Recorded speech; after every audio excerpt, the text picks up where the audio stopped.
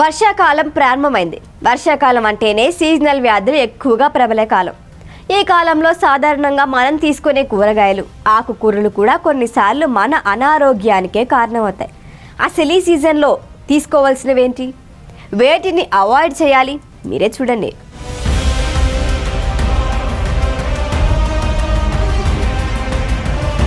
వర్షాకాలంలో ఆహారపు అలవాట్లపై ప్రత్యేక శ్రద్ధ పెట్టాలి అనేది నిపుణుల మాట. మన ఆరోగ్యానికి మేలు చేసే విటమిన్లు, మినరల్స్ వంటి పోషకాలతో కూడి ఉన్న కూరగాయలు సైతం వర్షాకాలంలో ప్రతికూల ప్రభావాలను చూపిస్తాయి.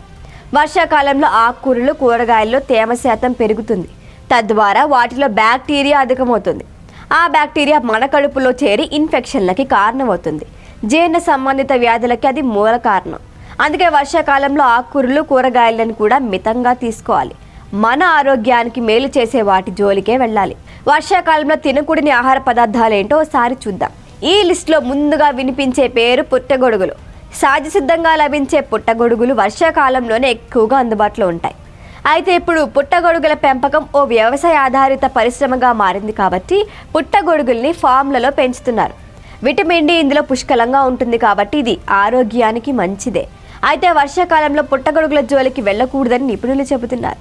వీటిలో తేమ ఎక్కువగా ఉంటుంది కాబట్టి చెడు బ్యాక్టీరియా పెరిగే ప్రమాదం ఉంది.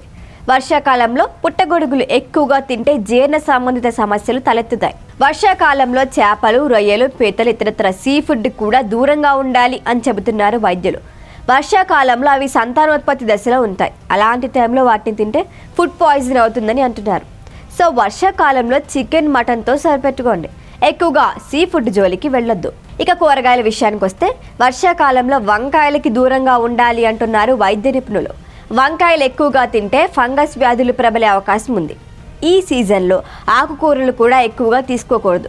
వాటిలో ఉండే బ్యాక్టీరియా వల్ల సమస్యలు తలెత్తుతాయి. ఇక మొలకెత్తిన గింజలు తినే అలవాటు ఉన్నవారు కూడా వర్షాకాలంలో కాస్త వాటికి దూరంగా ఉండాలి అంటున్నారు. వర్షాకాలంలో ఫుడ్ హ్యాబిట్స్ కాస్త మార్చుకుంటే అనారోగ్య సమస్యలు మీ దరికి చేరవు.